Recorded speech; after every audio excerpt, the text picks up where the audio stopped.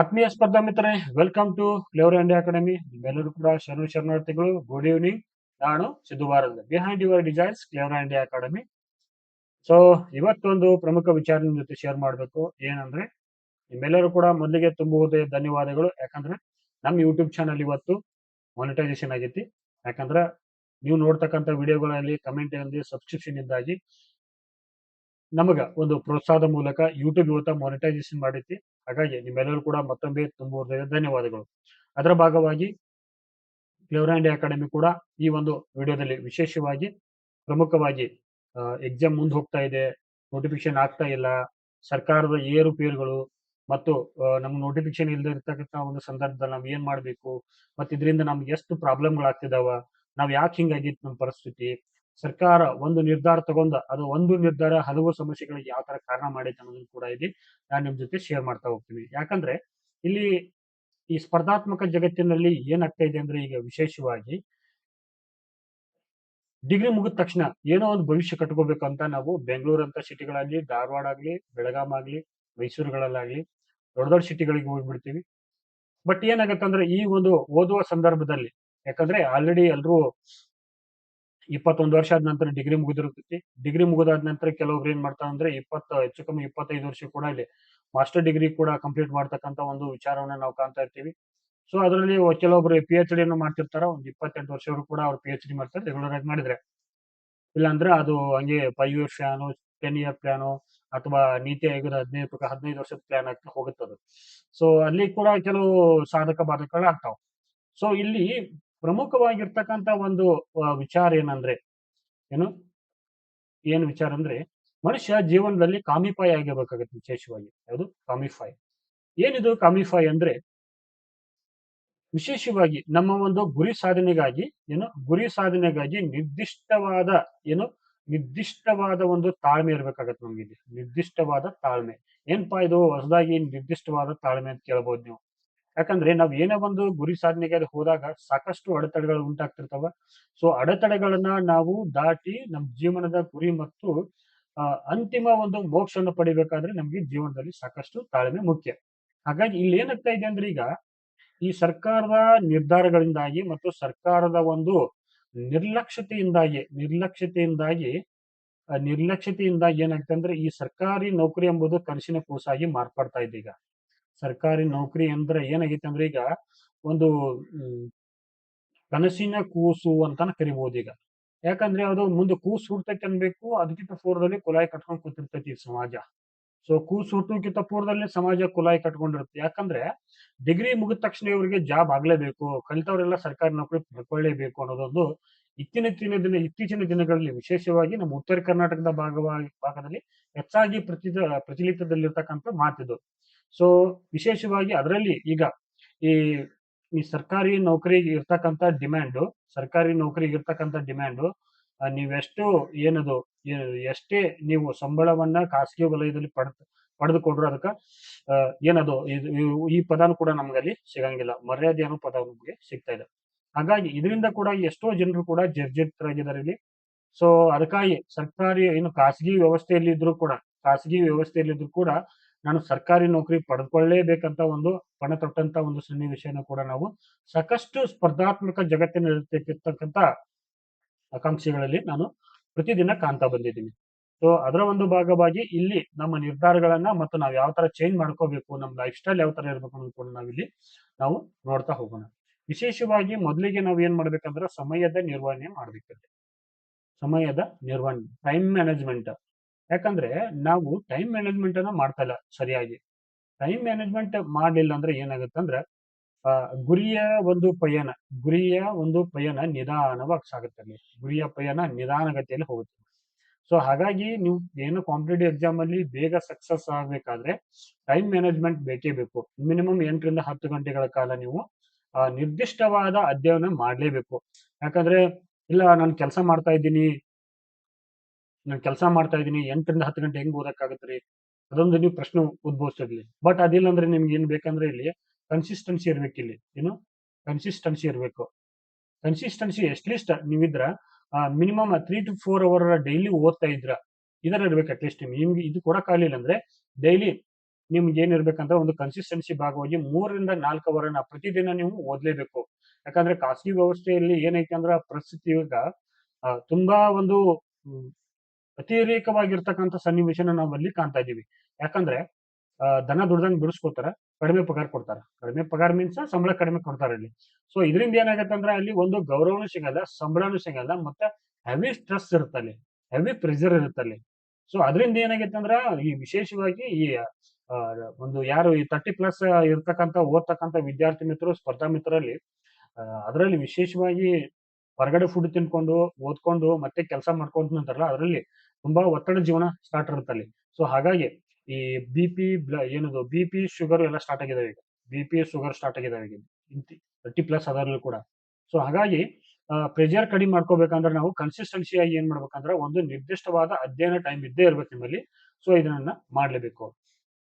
Next ಏನಂದ್ರೆ ಇಲ್ಲಿ ನಮಗ್ ಪ್ರಮುಖವಾಗಿ ನಾವ್ ಏನ್ ಮಾಡ್ತೀವಿ ಅಂದ್ರೆ ಇಲ್ಲಿ ಸ್ಟಾರ್ಟಿಂಗ್ IAS KAS ಬೇರೆ ಏನೋ ಮಾಡಕತ್ ಬಂದಿರ್ತೀವಿ ಇಲ್ಲಿ. ಯಾವಾಗ 21 ಏಜ್ ಆದ ನಂತರ ಅವಾಗ ಏನಾಗತ್ತೆ ಅಂದ್ರೆ ನಮಗ ಮಾರ್ಗದರ್ಶನ ಸರಿಯಾಗಿರಲ್ಲ. ಬಟ್ ಈ ಒಂದು ಏಜ್ ಅಲ್ಲಿ ಏನಾಗತ್ತೆ ಅಂದ್ರೆ ನಾನು IAS ಓದ್ತಾ ಇದ್ನ, IAS KAS ಓದ್ಬೇಕು ಮತ್ತು ಮಾಡ್ಬೇಕಂತ ಬಂದಾಗ ಏನಾಗತ್ತೆ ಅಂದ್ರೆ ಆಗ ನಾನು IAS ಆಫೀಸರ್ ಆಗಿನಂತ ಮನೋಭಾವನೆಯಲ್ಲಿ ಬಂದ್ಬಿಟ್ಟಿರ್ತಾರ ಅಲ್ಲಿ. ಸ್ಟಾರ್ಟಿಂಗ್ ಏನು ಅವ್ರಿಗೆ ಯಾರಿಗೂ ಇದ್ರಂಗಿಲ್ಲ, ಏನು ಯಾರು ಹೇಳಿದ್ರು ಕೇಳ್ತಕ್ಕಂಥ ಮನಸ್ಥಿತಿ ಇರಂಗಿಲ್ಲ. ಅದೇ ತರ ಮನಸ್ಥಿತಿಯಲ್ಲಿ ಇರ್ತಾರ, ಅದು ಒಳ್ಳೇದು. ಬಟ್ ರೈಟ್ ಗೈಡೆನ್ಸ್ ಇರಂಗಿಲ್ಲ. ರೈಟ್ ಗೈಡೆನ್ಸ್ ಇರಲ್ಲ. ಪಾಠ ಕೇಳ್ತಿರ್ತಾರೆ ಅವರು, ಸುಮ್ನೆ ನೋಟ್ಸ್ ಮಾಡ್ಕೊತಿರ್ತಾರೆ, ಬರ್ತಾರೆ, ಬರೀತಾರೆ, ಕುಂಡಿರ್ತಾರೆ. 1 ವರ್ಷ 2 ವರ್ಷಗಳ ಕಾಲ ಬರೀ ಯಜ್ಞೆ ಮಾಡೋದಾಗತ್ತೆ ನಾವಿಲ್ಲಿ, ಏನು. ಸೊ ಹಾಗಾಗಿ ಅದಕ್ಕಿಂತ ಪೂರ್ವದಲ್ಲಿ ನೀವ್ ಏನ್ ಮಾಡ್ಬೇಕಂದ್ರೆ ಮೆಂಟರ್ಶಿಪ್ ಅನ್ನು ಕೂಡ ನಿಮ್ದಲ್ಲಿ ಇರ್ಬೇಕಿಲ್ಲಿ. ಮೆಂಟರ್ಶಿಪ್ ಇರ್ಬೇಕಿಲ್ಲಿ. ಸೊ ಮೆಂಟರ್ಶಿಪ್ ಇರ್ಲೇಬೇಕು. ಯಾಕಂದ್ರೆ ನಾವ್ ಏನ್ ಓದ್ಬೇಕು, ಏನ್ ಓದ್ಬಾರ್ದು ಅನ್ನೋದು ಕೂಡ ನಮ್ಗೆ ಗೊತ್ತಿರ್ಬೇಕು ಫಸ್ಟ್. ಇಲ್ಲಿ ಕಾಂಪಿಟೇಟಿವ್ ಎಕ್ಸಾಮ್ ಬಂದು ನೀವು PhD ಮಾಡಂಗಿಲ್ಲ. ಎಕ್ಸಾಮ್ ಬರ್ದು ಪಾಸ್ ಮಾಡಿ ನೌಕರಿ ತಗೊಳಕ್ ಬಂದಿರ್ತೀರಿ, ಹೌದಾ. ಸೊ ಹಾಗಾಗಿ ನಮ್ಗೆ ರೈಟ್ ಗೈಡೆನ್ಸ್ ಬಹಳ ಮುಖ್ಯ ಆಗತ್ತೆ ಇಲ್ಲಿ. ಏನು ರೈಟ್ ಗೈಡೆನ್ಸ್ ಬಹಳ ಮುಖ್ಯ ಆಗತ್ತ. ಆ ಗೈಡೆನ್ಸ್ ಸಿಕ್ಕಿರ್ತಕ್ಕಂಥ ಒಂದು ಮೆಂಟರ್ಶಿಪ್ ಮಾಡ್ತಕ್ಕಂಥ ಒಂದು ಸಂಪನ್ಮೂಲ ವ್ಯಕ್ತಿಗಳನ್ನ ಕೂಡ ನೀವು ಏನ್ ಮಾಡ್ಬೇಕು, ಹುಡುಕೋಬೇಕು. ಯಾವ ಒಂದು ಎಕ್ಸಾಮ್ ಅಲ್ಲಿ, ಯಾವ ಒಂದು ಪರೀಕ್ಷೆಗಳಲ್ಲಿ ಮತ್ತು ಯಾವ ತರ ಪ್ರಶ್ನೆಗಳನ್ನ ಕೇಳ್ತಿದ್ದಾರೆ, ಯಾವ ಕರೆಂಟ್ ಅಫೇರ್ಸ್ ಆಧಾರದ ಮೇಲೆ ಇವತ್ತಿನ ಪ್ರಶ್ನೆಗಳು ಬರ್ತಿದ್ದಾವ. ಸೊ ಕ್ವಶನ್ ಪೇಪರ್ ಯಾವ ತರ ಐತೆ ಅಂದ್ರೆ ಈಗ ಕ್ವಶನ್ ಪೇಪರ್ ಅಲ್ಲಿ ನಾವು ಟೈಪ್ಸ್ ಆಫ್ ಕ್ವಶನ್ ಸಾಕಷ್ಟು ಬಾರಿ ನೋಡಿದೀವಿ.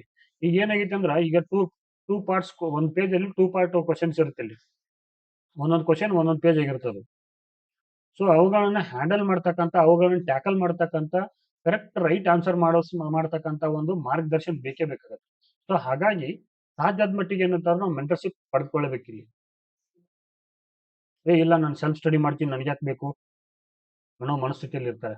ಸೊ ಇರಿ, ಬೇಡ ಅಂತಿಲ್ಲ. ಬಟ್ ನಿಮ್ಮ ಅಧ್ಯಯನ ಏನಂದ್ರೆ ಅಟ್ಲೀಸ್ಟ್ PUC ಇಂದ ನೀವೇನಾದ್ರೂ ಓದ್ತಾ ಇದ್ರೆ ನಿಮ್ಗೇನು ಸಮಸ್ಯೆ ಅನ್ಸಲ್ಲ ಅದು. ಬಟ್ ಆದ್ರೂ ಕೂಡ ಏನಾಗುತ್ತೆ ಅಂದ್ರೆ ವಯಸ್ಸಾದಂತೆ ಪ್ರಬುದ್ಧತೆ ಬೆಳೀತಾ ಹೋಗುತ್ತದು. ಸೊ 21ರಿಂದ 25 ವರ್ಷದಲ್ಲಿ ಅಷ್ಟು ಪಕ್ವತೆ ಬಂದಿರಂಗಿಲ್ಲ. ಏನು 21ರಿಂದ 25 ವರ್ಷದ ಮಧ್ಯೆ ಏನಂತ ಅಷ್ಟು ಪಕ್ವತೆ ಬಂದಿರಂಗಿಲ್ಲ. ಸೊ ಹಾಗಾಗಿ ಈ ಒಂದು ಅವಧಿಯಲ್ಲಿ ಏನಾಗುತ್ತೆ ಅಂದ್ರೆ ಒಂದು ನಿಮಗೆ ಮೆಂಟರ್ಶಿಪ್ ಬೇಕು. ಮೆಂಟರ್ಶಿಪ್ ಬೇಕು. ಇದ್ರ ಮೆಂಟರ್ಶಿಪ್ ಭಾಗವಾಗಿ ನೀವು ಕೂಡ ಅದು ಯಾರಾದ್ರೂ ರೈಟ್ ಗೈಡರ್ ಇರಬೇಕು, ಅಥವಾ ಯಾರಾದ್ರೂ ಸೀನಿಯರ್ ಇರಬೇಕು, ಮತ್ತೆ ಯಾರಾದ್ರೂ ಒಬ್ರು ಆಲ್ರೆಡಿ ಪರೀಕ್ಷೆಯಲ್ಲಿ ಏನು ಸಹೃದಯ ಇರ್ಬೇಕು, ಅವ್ರು ಬಂದು ನಿಮಗೆ ಹೇಳ್ಬೇಕು, ಹೇಳ್ತಕ್ಕಂಥ ಒಬ್ಬ ವ್ಯಕ್ತಿ ಇರ್ಬೇಕು, ಅವರು ಸಹೃದಯ ವ್ಯಕ್ತಿ ಇರ್ಬೇಕಲ್ಲಿ. ನೀವು ಕೇಳಿದ್ರೆ ಏನ್ ಮಾಡ್ಬೇಕಂದ್ರೆ ಡಿಮೋಟಿವೇಟ್ ಮಾಡಬಾರ್ದು ನಿಮ್ಮನವರು. ಯಾಕಂದ್ರೆ ಈ ಡಿಮೋಟಿವೇಟ್ ಮಾಡೋರು ಬಹಳ ತುಂಬಾ ಡೇಂಜರ್ ಇರ್ತಾರೆ. ಅವರು ಡಿಮೋಟಿವೇಟ್ ಮಾಡೋರು ತುಂಬಾ ಡೇಂಜರ್ ಇರ್ತಾರೆ. ಯಾಕಂದ್ರೆ ನೀವು IAS ಓದ್ಬೇಕು ಅಂತ ಕನಸು ಕಟ್ಕೊಂಡಿರ್ತಾರ, ಅಥವಾ ಅಸಿಸ್ಟೆಂಟ್ ಪ್ರೊಫೆಸರ್ ಆಗ್ಬೇಕು ಕನಸು ಕಟ್ಕೊಂಡಿರ್ತಾರ, ಅಥವಾ PSI ಆಗ್ಬೇಕಂತ ಕನ್ಸ್ಕೊಂಡಿರ್ತಾರೆ ನೀವು. ಬಟ್ ಏನಂದ್ರೆ ನಿಮ್ಗೆ ಅವರು ಗೈಡೆನ್ಸ್ ಮಾಡಿದ್ರೆ IAS ಆಗ್ಲಿಲ್ಲ ಅಟ್ಲೀಸ್ಟ್ KSR ಆಗ್ಬೇಕು ಅವರು. ಅಸಿಸ್ಟೆಂಟ್ ಪ್ರೊಫೆಸರ್ ಆಗ್ಲಿಲ್ಲ ಅಂದ್ರೆ ಅಟ್ಲೀಸ್ಟ್ ನೀವು PU ಕಾಲೇಜ್ ಲೆಕ್ಚರ್ ಆಗ್ಬೇಕು. PSI ಆಗ್ಲಿಲ್ಲ ಅಂದ್ರೆ PCR ಆಗ್ಬೇಕು ನೀವು. ಅಂತ ಒಂದು ಏನದು ರೈಟ್ ಗೈಡ್ ಮಾಡ್ತಕ್ಕಂಥ ಒಬ್ಬ ಸಂಪನ್ಮೂಲ ವ್ಯಕ್ತಿಗಳನ್ನ ನೀವು ಕೇಂದ್ರೀಕರಿಸಬೇಕು. ಮತ್ತೆ ಡಿಮೋಟಿವೇಟ್ ಮಾಡ್ತಕ್ಕಂಥ ವ್ಯಕ್ತಿಗಳಿಂದ ದೂರ ಇರ್ಬೇಕು ನೀವು. ಹಾಗಾಗಿ ನಿಮ್ಮ ಒಂದು ಇನ್ನೊಂದು ಏನಂದ್ರೆ ಇಲ್ಲಿ ಸಹಕಾರ ಮನೋಭಾವನೆ ಇರ್ಬೇಕು ಇಲ್ಲಿ ಒಬ್ಬರ ಮಧ್ಯೆ. ಯಾಕಂದ್ರೆ ಒಬ್ಬ ವ್ಯಕ್ತಿ ನೀವು ಕಾಂಪಿಟೇಟಿವ್ ಜಗತ್ತಲ್ಲಿ ಇರ್ತಾ ಇದ್ರಂದ್ರೆ ಒಬ್ಬರೇ ಹೋದ್ರೆ ಆಗಲ್ಲ. ಇಲ್ಲಿ ಏನ್ ಇರ್ಬೇಕಂದ್ರೆ ಇಬ್ಬರ ಮಧ್ಯೆ ಸಹಕಾರ ಮನೋಭಾವನೆ ಇರ್ಬೇಕಿಲ್ಲಿ. ಪರಸ್ಪರ ಸಹಕಾರ ಇದ್ದಾಗ ಏನಾಗತ್ತೆ ಅಂದ್ರ ಸಬ್ಜೆಕ್ಟ್ಗಳಲ್ಲಿ ವಿಷಯಗಳಾಗಲಿ ಒಬ್ಬರು ತಿಳ್ಕೊಂಡದನ್ನ ಮತ್ತೊಬ್ರು ಶೇರ್ ಮಾಡೋದ್ರಿಂದ ಏನಾಗತ್ತೆ ಅಂದ್ರೆ ಜ್ಞಾನ ಹೆಚ್ಚಾಗತ್ತೆ ಅಂದ್ರೆ ಕಡಿಮೆ ಆಗಲ್ಲ. ಸೊ ಹಾಗಾಗಿ ಸಹಕಾರ ಮತ್ತು ಪರಸ್ಪರ ಭಾವನೆ ಏನದು ನಮ್ಮ ಒಂದು ಸಹಕಾರ ತತ್ವನೇ ಇದೆ. ಅದು ತಾನು ಎಲ್ಲರಿಗಾಗಿ ಎಲ್ಲರೂ ತನಗಾಗಿ ಅಂತ, ಏನು ಇದನ್ನ ಪಾಲನೆ ಮಾಡಿ ನಾವು ಫಸ್ಟ್. ತಾನು ಎಲ್ಲರಿಗಾಗಿ ಎಲ್ಲರೂ ತನಗಾಗಿ ನೋಡಿ ಎಷ್ಟು ಚೆನ್ನಾಗೈತೆ ಇದು. ತಾನು ಎಲ್ಲರಿಗಾಗಿ ಎಲ್ಲರೂ ತನಗಾಗಿ ಎಂಬ ಪರಸ್ಪರ ಸಹಕಾರ ಮನೋಭಾವನೆ ಇರಬೇಕು. ಸೊ ನಿಮ್ದು ನಿಮ್ಮ ಹತ್ರ ಯಾವುದೋ ಒಂದು ಇಂಪಾರ್ಟೆಂಟ್ ನೋಟ್ಸ್ ಇರುತ್ತೆ ಅಥವಾ ಬುಕ್ಸ್ ಇರುತ್ತೆ. ಸೊ ಎಲ್ಲಿ ಮಾರ್ಕೆಟ್ ಅಲ್ಲಿ ಸಿಗ್ತಿರಂಗಿಲ್ಲ ಅದು. ಅಟ್ಲೀಸ್ಟ್ ಅವ್ರ ಜೊತೆ ಶೇರ್ ಮಾಡ್ಕೊಡ್ರಿ, ಅವ್ರಿಗೂ ಕೂಡ ಒಂದು ಸಂಪನ್ಮೂಲ ಸಿಗಲಿ. ಇಬ್ಬರು ಕೂಡ ನೀವು ಸಹಕಾರ ಮನೋಭಾವದಿಂದ ಗುರಿಯನ್ನ ಏನದ ಆ ಒಂದು ಕೆಲಸವನ್ನ ಇದು ನೋಡ್ರಿ, ಸಾಕಷ್ಟು ಸ್ಪರ್ಧೆ ಐತಿಲಿ, ಇಲ್ಲ ಅಂತಿಲ್ಲ. ಬಟ್ ನೋಟ್ಸ್ ಗಳನ್ನ ಬುಕ್ಸ್ ಗಳನ್ನ ಶೇರ್ ಮಾಡೋದ್ರಿಂದ ಏನಾಗುತ್ತೆ ಅಂದ್ರೆ ಅವ್ರಿಗೂ ಒಂದು ಸಹಕಾರ ಮನೋಭಾವನೆ ಕೊಟ್ಟು ಅವ್ರಿಗೂ ಒಂದು ಜೀವನ ಮಾರ್ಗ ತೋರಿಸಿದಂತಾಗತ್ತೆ ಇಲ್ಲಿ. ಅವರು ಸಹಕಾರ ಒಂದು ಸಕ್ಸಸ್ ರೇಟ್ ಪಡೆಯೋಕೆ ನೀವು ಒಂದು ಸಹಕಾರ ಕೊಟ್ಟಂಗಾಗತ್ತೆ ಮತ್ತು ಸಹಾಯ ಮಾಡಿದಂತಾಗತ್ತೆ. ಹಾಗಾಗಿ ನಿಮ್ಮಲ್ಲಿ ಕೂಡ ಈ ಸಹಕಾರ ಮನೋಭಾವನೆ ಇರ್ಲಿ ಅಂತ ನನ್ನ ಒಂದು ಅನಿಸಿಕೆ. ಸೊ ನೆಕ್ಸ್ಟ್ ಏನ್ ಮಾಡ್ಬೇಕಂದ್ರೆ ನಾವಿಲ್ಲಿ ಸಮಾಜಮುಖಿಯಾಗಿರ್ಬೇಕು. ನಾವು ಫಸ್ಟ್ ಸಮಾಜಮುಖಿಯಾಗಿರ್ಬೇಕು. ಏನಿದು ಸಮಾಜಮುಖಿ ಅಂದ್ರ ಸಾಧ್ಯದ ಮಟ್ಟಿಗೆ ನಾವು ಏನ್ ಮಾಡ್ಬೇಕಂದ್ರ ಪ್ಲಾನ್ ಬಿ ಕೂಡ ಇಲ್ಲಿ ಇಂಪ್ಲಿಮೆಂಟ್ ಮಾಡ್ಬೇಕು ಇಲ್ಲಿ ಸಮಾಜಮುಖಿ ಅಂತ ಪ್ರಯಾಣದಲ್ಲಿ. ಅಂದ್ರೆ ಈಗ ಏನಾಗತ್ತೆ ಅಂದ್ರೆ ಬರೀ ನಾವ್ ಏನಂತಾರ 24 ತಾಸಲ್ಲಿ 8ರಿಂದ 10 ಗಂಟೆ ಓದ್ತಾನೆ ಇರ್ತಿರ್ತೀವಿ ನಾವು. ಸೊ 8ರಿಂದ 10 ಗಂಟೆ ಓದ್ತಾ ಇರ್ತೀವಿ, ಏನ್ ಸಮಸ್ಯೆ ಇಲ್ಲ. ಬಟ್ ನಿಮ್ ಹತ್ರ ಪ್ಲಾನ್ ಬಿ ಇರ್ಬೇಕು ಸಮಾಜಮುಖಿಯಾಗಿ. ಅಂದ್ರೆ ಸಮಾಜಮುಖಿ ಅಂದ್ರೆ ಇಲ್ಲಿ ಕೌಟುಂಬಿಕವಾಗಿರ್ತಕ್ಕಂಥ ಆರ್ಥಿಕ ಕೌಟುಂಬಿಕ ಆರ್ ಏನು ಕೌಟುಂಬಿಕವಾಗಿರ್ತಕ್ಕಂಥ ಆರ್ಥಿಕ ಹೊರೆಯನ್ನ ಕಡಿಮೆ ಮಾಡತಕ್ಕಂಥ ಒಂದು ಕೆಲಸವನ್ನು ಕೂಡ ನೀವು ಕಂಡ್ಕೋಬೇಕಿಲ್ಲಿ. ಕೆಲಸವನ್ನು ಕಂಡ್ಕೋಬೇಕಿಲ್ಲಿ. ಯಾಕಂದ್ರೆ ದಿನಕ್ಕೊಂದು 4ರಿಂದ 5 ಅವರ್ ಕೆಲಸ ಮಾಡಿದ್ರು ಕೂಡ ನಿಮ್ಗೇನ್ ಲಾಸ್ ಇರಂಗಿಲ್ಲ. ಸೊ ನೀವು ಕಾಂಪಿಟೇಟಿವ್ ಜಗತ್ತಲ್ಲಿ ಓದ್ತಾ ಇದ್ರಂದ್ರೆ ನಿಮ್ಗೆ ಅಟ್ಲೀಸ್ಟ್ ಮಂತ್ಲಿ 6ರಿಂದ 8 ಸಾವಿರ ಬೇಕೇ ಬೇಕು. ಮಂತ್ಲಿ 6ರಿಂದ 8 ಸಾವಿರ ಬೇಕೇ ಬೇಕು. ಇದಕ್ಕಿಂತ ಕಡಿಮೆ ಜೀವನ ಬೆಂಗಳೂರಂತೂ ಮಾಡಕ್ ಸಾಧ್ಯನೇ ಇಲ್ಲ. ಧಾರವಾಡದಂತ ಸಿಟಿಯಲ್ಲಿ ಮಾಡ್ಬೋದೇನೋ, ಬಟ್ ಇಲ್ಲಿ ಬೆಂಗಳೂರಂತ ಸಿಟಿಯಲ್ಲಿ ಮಾಡಕ್ಕಾಗಲ್ಲ ನೀವು. ಇನ್ನು ಸೊ ಒಂದು ಸಮಾಜಮುಖಿಯಾಗಿರ್ತಕ್ಕಂಥ ಮನೋಭಾವನೆ ಮಾಡಿದ್ರೆ ಕೌಟುಂಬಿಕ ಆರ್ಥಿಕ ಹೊರೆಯನ್ನು ತಪ್ಪಿಸ್ಕೊಂಡು ನಿಮಗೆ ಪೀಸ್ ಆಫ್ ಮೈಂಡ್ ಬೇಕಾದ್ರೆ ಫಸ್ಟ್ ಇಲ್ಲಿ ಏನಾಗುತ್ತೆ ಅಂದ್ರೆ ಇಲ್ಲಿ ಮನುಷ್ಯ ಯಾವಾಗ ನೋಡಿ ಎಕನಾಮಿಕಲಿ ಸ್ಟೇಬಲ್ ಇರ್ತಾನಲ್ಲ, ಎಕನಾಮಿಕ್ ಕಂಡೀಷನ್ ಚೆನ್ನಾಗಿರುತ್ತಲ್ಲ, ಅವಾಗ ಮನಸ್ಥಿತಿ ಚೆನ್ನಾಗಿರುತ್ತೆ ಇಲ್ಲಿ. ಏನು ಏನು ಮೈಂಡ್ ಸೆಟ್ ಸರಿ ಇರ್ತೈತಿ ಇಲ್ಲಿ. ಮೈಂಡ್ ಸೆಟ್ ಸರಿ ಇತ್ತು. ಈ ಮೈಂಡ್ ಸೆಟ್ ಸರಿ ಇತ್ತು ನಿಮ್ಮಲ್ಲಿ, ಆ ಮೈಂಡ್ ಸೆಟ್ ಸರಿ ಇತ್ತಂದ್ರೆ ನಿಮ್ಮ ಓದು ಪರಿಪೂರ್ಣ ಆಗತ್ತೆ ಇಲ್ಲಿ. ಏನು ಓದು ಪರಿಪೂರ್ಣ ಆಗತ್ತೆ ಇಲ್ಲಿ. ಪಾಸಿಟಿವ್ ಆಗುತ್ತೆ ನಿಮ್ದು, ಅದು ಕಡಿಮೆ ಆಗಲ್ಲ. ಹಾಗಾಗಿ ಎಕನಾಮಿಕ್ಸ್ ಕಂಡೀಷನ್ ಬಹಳ ಮುಖ್ಯ. ಸೊ ಒಂದು ಪಾರ್ಟ್ ಟೈಮ್ ಜಾಬ್ ಕೂಡ ನಿಮ್ಗೆ ಇಲ್ಲಿ ಬಹಳ ಮುಖ್ಯ. ಇಲ್ಲಿ ಪಾರ್ಟ್ ಟೈಮ್ ಜಾಬ್ ಮುಖ್ಯ. ಸೊ ಈ ಪಾರ್ಟ್ ಟೈಮ್ ಜಾಬ್ ಜೊತೆ ನೀವು ದಿನಕ್ಕೆ 3ರಿಂದ 4 ತಾಸು ಕನ್ಸಿಸ್ಟೆನ್ಸಿ ಆಗಿ ಓದ್ಕೊಂಡು ಚೆನ್ನಾಗಿ ಒಂದು ಪ್ರಯತ್ನ ಮಾಡಿದ್ರು ಕೂಡ ನಿಮ್ಗೆ ಇಲ್ಲಿ ಸಮಸ್ಯೆಗಳು ಉದ್ಭವಿಸಾಗಲ್ಲ. ಸೊ ಇನ್ನು ಪ್ರಮುಖವಾಗಿ ಇನ್ನೊಂದು ಏನು ವಿಚಾರ ಅಂದ್ರೆ ಬರವಣಿಗೆ. ಏನಿದು ಬರವಣಿಗೆ ಅಂತ ಕೇಳ್ಬೋದು ನೀವು. ಸ್ಪರ್ಧಾತ್ಮಕ ಜಗತ್ತಿನಲ್ಲಿ ಇತ್ತೀಚೆಗೆ ಏನಾಗಿದೆ ಅಂದ್ರೆ ಡಿಜಿಟಲ್ ಅಧ್ಯಯನ ಹೆಚ್ಚಾಗಿದೆ ಇಲ್ಲಿ. ಡಿಜಿಟಲ್ ಸ್ಟಡಿ ಜಾಸ್ತಿ ಆಗಿದೆ. ಡಿಜಿಟಲ್ ಸ್ಟಡಿ ಅಂದ್ರೆ ಏನು ಗೊತ್ತಂದ್ರೆ ಯಾವುದೇ ಒಂದು PDF ಇರುತ್ತಾ, ಅದು ಮೊಬೈಲ್ ಅಲ್ಲಿ ಅಥವಾ ಟ್ಯಾಬ್ ಅಲ್ಲಿ ನಾವು ಏನಿದು ಗ್ಯಾಡ್ಜೆಟ್ಗಳ ಮೂಲಕ ಓದೋದು ನಡೆದಿದ್ವಿ. ಸೊ ಇದರಲ್ಲಿ ಏನಾಗುತ್ತೆ ಅಂದ್ರೆ ನಾವು ಅಲ್ಲೇ ಒಂದು ಯಾವುದೋ ಮಾರ್ಕರ್ ಇರುತ್ತೆ, ಅದ್ರ ಕೆಳಗಡೆ ಒಂದು ಮಾರ್ಕ್ ಮಾಡ್ತಾ ಹೋಗ್ತೀವಿ. ಸೊ ನಿಮ್ ಕಮಿಂಗ್ ಡೇಸ್ ಏನಾಗುತ್ತೆ ಅಂದ್ರೆ ಬರವಣಿಗೆನ ಮರ್ತು ಬಿಡ್ತೀರಿ. ಸೊ ನೀವು ನೋಡ್ರಿ, ಈಗ PSI ಆಗ್ಬೇಕಾದ್ರೆ ಅಟ್ಲೀಸ್ಟ್ ನೀವು ಈಗ ಪೇಪರ್ ಒನ್ ಅಲ್ಲಿ ನೀವು ಏನ್ ಮಾಡ್ಬೇಕಂದ್ರೆ ಆ ಒಂದು 6 ಪುಟಗಳಲ್ಲಿ ಮಿನಿಮಮ್ 6 ಪೇಜಸ್ ಅಲ್ಲಿ ಒಂದು ಎಸೆ ಬರಿಬೇಕು. ಆಮೇಲೆ ಟ್ರಾನ್ಸ್ಲೇಷನ್ ಇರುತ್ತೆ, ಪ್ರಿಸೈಸ್ ರೈಟಿಂಗ್ ಇರುತ್ತೆ. ಹೆಚ್ಚು ಕಮ್ಮಿ ಒಂದು 15ರಿಂದ 20 ಪೇಜಸ್ ಗಳನ್ನು ನೀವು ಬರಿಬೇಕಿಲ್ಲಿ. ಸೊ ನೀವು ಗ್ಯಾಜೆಟ್ಗಳ ಮೇಲೆ ಕಂಟಿನ್ಯೂ ಆಗಿ ಡಿಪೆಂಡ್ ಆಗಿದ್ರೆ ಏನಾಗುತ್ತೆ ಅಂದ್ರೆ ಈ ಬರವಣಿಗೆ ಮಾಡಕ್ ಸಾಧ್ಯ ಆಗಲ್ಲ. ಸೊ ಹಾಗಾಗಿ ಡೈಲಿ ಯಾರು ಸ್ಪರ್ಧಾತ್ಮಕ ಜಗತ್ತಿನಲ್ಲಿ ನೀವು ಯಾರು ಓದ್ತಾ ಇದ್ರಲ್ಲ, ಮಿನಿಮಮ್ 10 ಪೇಜಸ್ ಬರಿಬೇಕು ನೀವು. ಯಾಕಂದ್ರೆ ಈ ಮಿನಿಮಮ್ 10 ಪೇಜಸ್ ಬರೆಯೋದ್ರಿಂದ ಏನಾಗುತ್ತೆ ಅಂದ್ರೆ ನಿಮ್ಗೆ ಸ್ಟಡಿ ಪರಿಪೂರ್ಣತೆಯನ್ನು ಹೊಂದಕ್ಕೆ ಒಂದು ಸಾಧ್ಯತೆ ಸಿಗುತ್ತೆ ಇಲ್ಲಿ. ಪರಿಪೂರ್ಣತೆ ಏನಿದು ಪರಿಪೂರ್ಣತೆ ಅಂದ್ರೆ ನಿಮ್ದೇ ಆಗಿರ್ತಕ್ಕಂಥ ನೋಟ್ಸ್ ಬಿಲ್ಡಪ್ ಆಗುತ್ತೆ ಇಲ್ಲಿ ಪ್ರತಿದಿನ ಬರೆಯೋದ್ರಿಂದ. ಈ ನೋಟ್ಸ್ ಯಾವಾಗ ಹೆಲ್ಪ್ ಆಗುತ್ತೆ ಅಂದ್ರೆ ನಿಮ್ಗೆ ಎಕ್ಸಾಮ್ ಟೈಮಲ್ಲಿ ರಿವಿಷನ್ ಮಾಡಕ್ ತುಂಬಾ ಹೆಲ್ಪ್ಫುಲ್ ಆಗುತ್ತೆ. ಸೊ ನಿಮ್ಮದೇ ಆದ ಬರವಣಿಗೆಯಲ್ಲಿರ್ತಕ್ಕಂಥ ಒಂದು ನೋಟ್ಸ್ ಇಲ್ಲ ಅಂದ್ರೆ ನಿಮ್ಗೆ ಇಮಿಡಿಯೇಟ್ ಆಗಿ ರಿವಿಷನ್ ಮಾಡಕ್ಕಾಗಲ್ಲ. ಸೊ ಹಾಗಾಗಿ ಈ ಬರವಣಿಗೆ ಹೆಚ್ಚಿನ ಆದ್ಯತೆ ಕೊಡ್ರಿ. ಮಿನಿಮಮ್ ಡೈಲಿ ಒಂದು 10 ಪೇಜಸ್ ಆದ್ರೂ ಬರೆಯಕ ಪ್ರಯತ್ನ ಮಾಡ್ರಿ. ಇನ್ನು ಇದ್ರ ಜೊತೆ ಇನ್ನೊಂದು ಏನಂದ್ರೆ ಆರೋಗ್ಯ ಮುಖ್ಯ ಆಗತ್ತೆ ನಮ್ಗೆ ಇಲ್ಲಿ. ಆರೋಗ್ಯ ಯಾಕೆ ಮುಖ್ಯ ಆಗತ್ತೆ ಅಂದ್ರೆ ಜೀವ ಇದ್ರೆ ಜೀವನ, ಇದ್ ನೆನಪಿಟ್ಕೊಡ್ರಿ. ಜೀವ ಇದ್ದರೆ ಜೀವನ, ಜೀವನ ಇಲ್ಲಾಂದ್ರೆ ಜೀವನ ಮಾಡಕ್ ಸಾಧ್ಯ ಇಲ್ಲ. ಸೊ ಜೀವನ ಅಂದ್ರೆ ನೀವು ಬದುಕೋದು. ಸೊ ಆರೋಗ್ಯಕ್ಕೆ ಹೆಚ್ಚಿನ ಆದ್ಯತೆಯನ್ನು ಕೊಡಬೇಕು. ಉತ್ತಮವಾಗಿರ್ತಕ್ಕಂಥ ಒಂದು ಎಕ್ಸರ್ಸೈಸ್ ಇರಲಿ ನಿಮ್ಮ ಬಾಡಿಗೆ. ಏನು ದಿನಾಲು ಒಂದು ದೈಹಿಕವಾಗಿರ್ತಕ್ಕಂಥ ಒಂದು ಎಕ್ಸರ್ಸೈಸ್ ಇರಲಿ. ಆಮೇಲೆ ಉತ್ತಮವಾಗಿರ್ತಕ್ಕಂಥ ಒಂದು ಫುಡ್ ಅನ್ನು ತೆಗೆದುಕೊಳ್ಳಿ. ಮತ್ತೆ ನೀರು ಜಾಸ್ತಿ ಜಾಸ್ತಿ ಕುಡೀರಿ. ಯಾಕಂದ್ರೆ ಈ ಕೂತು ಹೀಟ್ ಆಗಿ ಎಲ್ಲ ಪೈಲ್ಸು ಪಿಸ್ಟೂಲ ಆಗತಕ್ಕಂಥ ಸನ್ನಿವೇಶಗಳನ್ನ ಕಾಣ್ತಾ ಇದೀವಿ. ಹಾಗಾಗಿ ನಿಮ್ಮ ಹತ್ರ ಡೈಲಿ ಎಕ್ಸರ್ಸೈಸ್ ಇರಲಿ. ಯಾಕಂದ್ರೆ ನೀವು ಡೈಲಿ ಎಕ್ಸರ್ಸೈಸ್ ಮಾಡೋದ್ರಿಂದ ಅಂತಂದ್ರೆ ನಮ್ಗೆ ಆಕ್ಟಿವ್ ಹಾರ್ಮೋನ್ಗಳು ರಿಲೀಸ್ ಆಗ್ತವೆ. ಸ್ಟಡಿ ಮಾಡಕ್ಕೆ ಡೇ ಪೂರ್ತಿ ಆಕ್ಟಿವ್ ಇರ್ತೀರಿ ನೀವು. ಸೊ ಅದರಿಂದ ಏನಾಗುತ್ತೆ ಅಂದ್ರೆ ನಿಮ್ಗೆ ಆ, ಏಕಾಗ್ರತೆ ಬೆಳಿತೈತಿ, ದೈಹಿಕ ಸದೃಢತೆ ಇರುತ್ತೆ, ಕುಂತ ಓದಕ ನಿಮ್ಮಲ್ಲಿ ಶಕ್ತಿ ಸಿಗುತ್ತದೆ. ಹಾಗಾಗಿ ಆರೋಗ್ಯದ ಮೇಲೆ ಕೂಡ ಗಮನ ಇರಲಿ. ಇದ್ರ ಜೊತೆ ಏನಂದ್ರಿಂದ ಒಂದು best food. Best food best food ಅಂದ್ರೆ ನಿಮ್ಗೆ ದಿನಾಲು ಕುತ್ಕೊಂಡು ನಾನ್ ವೆಜ್ ತಿನ್ರಿ, ಎಗ್ಗು ಮೊಟ್ಟೆ ತಿನ್ರಿ ಅಂತಿಲ್ಲ. ದಿನಂಪ್ರತಿ ನಮ್ಗೆ ಏನ ದೈಹಿಕವಾಗಿ ಶಕ್ತಿ ಸಾಮರ್ಥ್ಯ ನೀಡ್ತಕ್ಕಂಥ ಒಂದು ಉತ್ತಮವಾಗಿರ್ತಕ್ಕಂಥ ಫುಡ್ ಅನ್ನ ನಾವು ತಗೋಬೇಕು. ವಿಶೇಷವಾಗಿ ಈ ಮೊಳಕೆ ಕಾಳುಗಳನ್ನ ತಿನ್ನೋದು, ತರಕಾರಿಗಳನ್ನ ಹೆಚ್ಚಿಗೆ ಅವಲಂಬನೆ ಆಗೋದು. ಯಾಕಂದ್ರೆ ಬಾಡಿ ಹೀಟ್ ಆಗಲ್ದಂಗ ನೋಡ್ಕೋಬೇಕಾಗತ್ತೆ ನಾವಿಲ್ಲಿ. ಕೂತು ಕೂತು ಕೂತು ಏನಾಗುತ್ತೆ ಅಂದ್ರೆ ಬಾಡಿ ಹೀಟ್ ಆಗಿ ರೈಲ್ಸ್ ಆಗೋ ಸಾಧ್ಯತೆಗಳು ಜಾಸ್ತಿ ಇರ್ತವೆ. ಸೊ ಹಾಗಾಗಿ ಏನ್ ಮಾಡ್ರಿ, ಉತ್ತಮವಾಗಿರ್ತಕ್ಕಂಥ ಫುಡ್ ಅನ್ನ ತೆಗೆದುಕೊಳ್ಳಿ. ಅದ್ರ ಜೊತೆ ಏನಂದ್ರೆ ಇನ್ನೊಂದೇನಂದ್ರೆ ಪ್ರಮುಖವಾಗಿ ಧ್ಯಾನಕ್ಕೆ ಹೆಚ್ಚಿನ ಆದ್ಯತೆ ಕೊಡ್ರಿ. ಧ್ಯಾನಕ್ಕೆ ಹೆಚ್ಚಿನ ಆದ್ಯತೆ ಕೊಡ್ರಿ. ಈ ಧ್ಯಾನ ಏನ್ ಮಾಡುತ್ತಂದ್ರೆ ನಿಮ್ಗೆ ನಿಮ್ಮ ಒಂದು ಮನಸ್ಥಿತಿಯನ್ನ ಕಂಟ್ರೋಲ್ ಮಾಡುತ್ತೆ. ಇಲ್ಲಿ ಫಸ್ಟ್ ಮನಸ್ಥಿತಿ ಅಷ್ಟೇ ಕಂಟ್ರೋಲ್ ಮಾಡೋದ್ರಲ್ಲದೆ ನಿಮ್ಗೆ ನೀವು ಏನು ಓದ್ತಾ ಇದ್ರಲ್ಲ ಅದು ಕಂಪ್ಲೀಟ್ 100% ಆಗ್ಬೇಕಾದ್ರೆ ಅದು ಧ್ಯಾನಕ್ಕೆ ಹೆಚ್ಚಿನ ಆದ್ಯತೆಯನ್ನು ಕೊಡಬೇಕು.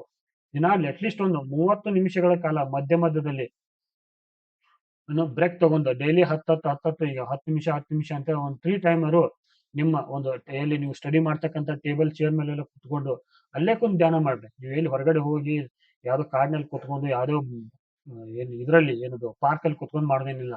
ಅಲ್ಲೇ ನೀವು ಕೂತಿರ್ತಕ್ಕಂಥ ಚೇರ್ ಅಲ್ಲೇ ಕಣ್ಣು ಮುಚ್ಕೊಂಡು 10 ನಿಮಿಷ ಧ್ಯಾನ ಮಾಡ್ರಿ. ಅದು ನಿಮಗೆ ಪಾಸಿಟಿವ್ ಎನರ್ಜಿ ಕೊಡುತ್ತೆ. ಮತ್ತ ಓದಿನ ಒಂದು ಏಕಾಗ್ರತೆ ಮೇಲೆ ಏಕಾಗ್ರತೆ ಹೆಚ್ಚಾಗಕ್ಕೆ ಒಂದು ಏನು ದಾರಿ ದೀಪವಾಗಿ ಮಾಡ್ತಕ್ಕಂಥ ಒಂದು ಯಾವ್ದು ಮಾಡ್ತಂದ್ರೆ ಧ್ಯಾನ ಮಾಡ್ತದೆ. ಸೊ ಅದ್ರ ಜೊತೆ ಈಗ ಪ್ರಮುಖವಾಗಿ ಸಾಧ್ಯದ ಮಟ್ಟಿಗೆ ನಮ್ಮ ವಿಚಾರಗಳು ಪರಿಪೂರಿತ ಆಗ್ಬೇಕನ್ನೋ ಒಂದು ಪ್ರತಿದಿನ ಒಂದು ಅಟ್ಲೀಸ್ಟ್ ಒಂದು 30ರಿಂದ 40 ನಿಮಿಷಗಳ ಕಾಲ ಯಾವ್ದಾರ ಒಂದು ಕತೆ ಕಾದಂಬರಿಯನ್ನು ಓದ್ರಿ. ಅಟ್ಲೀಸ್ಟ್ ಯಾವ್ದಾರ ಒಂದು ಕತೆ ಕಾದಂಬರಿ ಅನ್ನೋದು ಓದ್ರಿ. ಯಾಕಂದ್ರೆ ಒಂದು ಕತೆ ಕಾದಂಬರಿ ಅಂದ್ರೆ ಒಂದು ಶತಮಾನದ ಕತೆ ಇರುತ್ತೆ. ಅದು ಒಂದು ಕತೆ ಕಾದಂಬರಿ ಅಂದ್ರೆ ಒಂದು ಶತಮಾನದ ಕತೆ ಆಗಿರ್ಬೋದು ಅಥವಾ ಸಾವಿರಾರು ವರ್ಷಗಳ ಕತೆ ಆಗಿರ್ಬೋದು. ಇಲ್ಲೇನ್ ಕಾಣ್ತೀವಿ ಅಂದ್ರೆ ಕತೆ ಕಾದಂಬರದಲ್ಲಿ ನಾವು ಫಸ್ಟ್ ಏನ್ ಸಾಮಾಜಿಕ ನೈತಿಕತೆಯನ್ನು ಕಾಣ್ತಿರ್ತೀವಿ ಇಲ್ಲಿ. ಮತ್ತೆ ನಮ್ಮ ಜವಾಬ್ದಾರಿಗಳನ್ನ ಕಾಣ್ತೀವಿ ಇಲ್ಲಿ. ಮತ್ತು ಕೌಟುಂಬಿಕ ಸಂಬಂಧಗಳನ್ನ ಕಾಣ್ತಾ ಇರ್ತೀವಿ ಇಲ್ಲಿ. ಇದ್ರ ಜೊತೆ ನಾವು ಬಾಂಧವ್ಯಗಳನ್ನ ಕಾಣ್ತಾ ಇರ್ತೀವಿ. ಸೊ ಇಂಥ 10 ಹಲವುಗಳೇ ವಿಚಾರಗಳಲ್ಲಿ ಮನುಷ್ಯನಿಗೆ ಬೇಕಾದ ಮತ್ತು ಮನುಷ್ಯ ಸಮಾಜದೊಂದಿಗೆ ಬದುಕಬೇಕಾದ ಎಲ್ಲಾ ಅಂಶಗಳನ್ನ ನಾವು ಕತೆ ಕಾದಂಬರಿಗಳಿಗೆ ಕಾಣ್ತಾ ಇರ್ತೀವಿ. ಸೊ ಒಂದು ಕತೆ ಕಾದಂಬರಿ ದಿನಾಲು 30ರಿಂದ 40 ನಿಮಿಷ ಓದ್ರಿ. ಯಾಕಂದ್ರೆ ಒಂದು ಕತೆ ಕಾದಂಬರಿ ಒಂದು ಶತಮಾನದ ಒಂದು ಸಾಮಾಜಿಕ ಕಥೆಯನ್ನ, ಸಾಮಾಜಿಕ ಜವಾಬ್ದಾರಿಯನ್ನ, ಸಾಮಾಜಿಕ ನಡವಳಿಕೆಯನ್ನ, ಒಬ್ಬ ವ್ಯಕ್ತಿಯ ಒಂದು ವಿಚಾರಧಾರೆಗಳನ್ನ ಅಲ್ಲಿ ತಿಳಿಸ್ತಾ ಇರ್ತಾವೆ. ಅದು ಕೂಡ ನಮ್ಮ ಒಂದು ಏನದು ಬದುಕಿಗೆ ಮತ್ತು ನಮ್ಮ ಓದಿಗೆ ಮತ್ತು ನಮ್ಮ ಸಾಮಾಜಿಕ ನಡವಳಿಕೆಗೆ ಹೆಲ್ಪ್ ಆಗುತ್ತೆ ಅಂತ ನಾನು ಇಲ್ಲಿ ನಿಮ್ಗೆ ಹೇಳ್ತಾ ಇದ್ದೀನಿ. ಇಷ್ಟು ಪ್ರಮುಖವಾದ ಒಂದು ವಿಚಾರಗಳನ್ನ ಇವತ್ತಿನ ಒಂದು ವಿಡಿಯೋದಲ್ಲಿ ಹಂಚ್ಕೊಂಡೆ. ನಿಮ್ಗೆ ಯಾರಾದ್ರೂ ಈ ಒಂದು ವಿಚಾರಗಳ ಸಂಗತಿ ಬಗ್ಗೆ ಆಗಲಿ ಕೆಲವು ವಿಚಾರಗಳಲ್ಲಿ ಇದ್ರೆ ಈ ನಂಬರ್ಗೆ ಕಾಲ್ ಮಾಡಿ. ನಾವು ಹೊಸದಾಗಿ ಏನಂದ್ರೆ ಕ್ಲೇವ್ರಾ ಕಮಿಫೈ ಅನ್ನ ಸ್ಟಾರ್ಟ್ ಮಾಡ್ತಾ ಇದೀವಿ. ಇಲ್ಲಿ ಕೂಡ ಏನಂದ್ರೆ ಇಲ್ಲಿ ಎಲ್ಲ ಫ್ರೀ ಇರುತ್ತೆ. ಇದರಲ್ಲಿ ಏನ್ ದುಡ್ಡು ಇರಲ್ಲ, ಏನಿರಲ್ಲ. ಕ್ಲೇವ್ರಾ ಕಮಿಫೈ ಅಲ್ಲಿ ಒಂದು ಮಾರ್ಗದರ್ಶನ ಮಾಡ್ತಕ್ಕಂಥ ಒಂದು ವಿಚಾರ ತೋರಿಸ್ತಾ ಇರ್ತೀವಿ. ಏನಿದು ಮಾರ್ಗದರ್ಶನ ಅಂದ್ರೆ ನಾವು ಸ್ಟಡಿ ಬಗ್ಗೆ ಯಾವ್ದು ವಿಚಾರಗಳನ್ನ ಮಾತಾಡಲ್ಲ. ಯಾರಾದ್ರೂ ಈ ಒತ್ತಡ ಜೀವನ ಇರುತ್ತೆ ಇಲ್ಲಿ. ಮತ್ತು ಕೌಟುಂಬಿಕವಾಗಿರ್ತಕ್ಕಂಥ ಒಂದು ಪ್ರೆಜರ್ಗಳು ಇರ್ತಾವೆ. ಕೌಟುಂಬಿಕ ಪ್ರೆಜರ್ಗಳು ಮತ್ತು ಇನ್ನಿತರವಾದ ಸಮಸ್ಯೆಗಳು ವೈಯಕ್ತಿಕ ಜೀವನದಲ್ಲಿ ಮನುಷ್ಯ ತುಂಬಾ ಇವತ್ತು ಮಾನಸಿಕವಾಗಿ ಜರ್ಜರಿತವಾಗಿರ್ತಕ್ಕಂಥ ಸನ್ನಿವೇಶಗಳನ್ನ ನಾವು ಕಾಣ್ತಾ ಇದ್ದೀವಿ. ಹಾಗಾಗಿ ಆ ಒತ್ತಡ ಮುಕ್ತ ಜೀವನದಿಂದ ಹೊರಗೆ ಬರ್ಬೇಕಾದ್ರೆ ನಾವು ಯಾರ್ದಾರ ಒಂದು ಮಾರ್ಗದರ್ಶನ ಬೇಕೇ ಬೇಕಾಗತ್ತ. ಅಲ್ಲಿ ಏನಾಗತ್ತೆ ಅಂದ್ರೆ ನಾವು ಯಾರ್ದೋ ಒಂದು ಕತೆ ಕಾದಂಬರಿಗಳನ್ನ ಓದ್ತಾ ಇರ್ತೀವಿ. ಬಟ್ ಇಲ್ಲಿ ಏನಂದ್ರೆ ಒಬ್ಬ ಮನುಷ್ಯನ ವ್ಯಕ್ತಿ ಜೀವನಗಳು ಕೂಡ ನಾವು ಒಬ್ಬ ವ್ಯಕ್ತಿಗೆ ಸ್ಪಂದನೆ ಮಾಡ್ತಕ್ಕಂಥ ಒಂದು ಕ್ಲೇವ್ರಾ ಕಮಿಫೈ ಸೆಷನ್ ಅಲ್ಲಿ ಮಾಡ್ತಾ ಇದ್ದೀವಿ. ಇದು ಒಂಥರ ಸ್ಪಂದನಾ ಕಾರ್ಯಕ್ರಮ. ಇದು ನಮ್ದೇನಿದು ಭಾವನೆಗಳಿಗೆ ಸ್ಪಂದಿಸ್ತಕ್ಕಂಥ ಒಂದು ಕಾರ್ಯಕ್ರಮ. ಇಲ್ಲಿ ಏನಂತಂದ್ರೆ ನಿಮ್ಗೆ ಯಾವುದೇ ಒಂದು ಸಮಸ್ಯೆಗಳಿದ್ರು ಕೂಡ ನಿಮ್ ವೈಯಕ್ತಿಕ ಸಮಸ್ಯೆ ಆಗಿರ್ಬೋದು, ಸ್ಟಡಿಗೆ ಸಂಬಂಧಿಸಿದವಾಗಿರ್ತಕ್ಕಂಥ ಸಮಸ್ಯೆಗಳಿರ್ಬೋದು, ಒತ್ತಡ ಮುಕ್ತ ಜೀವನ ಮಾಡ್ತಕ್ಕಂಥ ಒಂದು ಸ್ಪಂದನಾ ಕಾರ್ಯಕ್ರಮವನ್ನ ಕ್ಲೇವ್ರಾ ಕಮಿಫೈ ಸೆಷನ್ ಅಲ್ಲಿ ಮಾಡ್ತಾ ಇದ್ದೀವಿ. ನಿಮ್ಗೆ ಯಾರಾದ್ರೂ ಏನಾದ್ರು ಮಾತಾಡ್ಬೇಕು ಅನ್ಸುತ್ತಂದ್ರೆ ಈ ನಂಬರ್ ಕಾಲ್ ಮಾಡ್ರಿ. ಅವರು ಕೂಡ ನಿಮ್ಗೆ ಏನಂತಾರೆ ಗೈಡೆನ್ಸ್ ಮಾಡ್ತಾರ. ಸಿಚುವೇಶನ್ ಗಳನ್ನ ಯಾವ ತರ ಹ್ಯಾಂಡಲ್ ಮಾಡ್ಕೋಬೇಕು, ಧರ್ಮದ ಮಾರ್ಗದಲ್ಲಿ ಯಾವ ತರ ನಡಿಬೇಕು. ಧರ್ಮದ ಮಾರ್ಗ ಅಂದ್ರೆ ಅದು ಸತ್ಯದ ಮಾರ್ಗ. ಇಲ್ಲಿ ಹಿಂದೂ, ಮುಸ್ಲಿಂ, ಜೈನ, ಕ್ರಿಶ್ಚಿಯನ್ ಅಂತ ಹೇಳ್ತಾ ಇಲ್ಲ ನಾವು. ಧರ್ಮದ ಮಾರ್ಗ ಅಂದ್ರ ನೈತಿಕತೆಯಿಂದ ಮತ್ತು ನೈತಿಕತೆಯಿಂದ ಜೀವನ ಮಾಡ್ತಕ್ಕಂಥ ಒಂದು ವಿಚಾರಧಾರೆಗಳನ್ನ ಈ ಸ್ಪಂದನ ಒಂದು ವಿಚಾರದಲ್ಲಿ ಕಾಣ್ತಾ ಇದ್ದೀವಿ.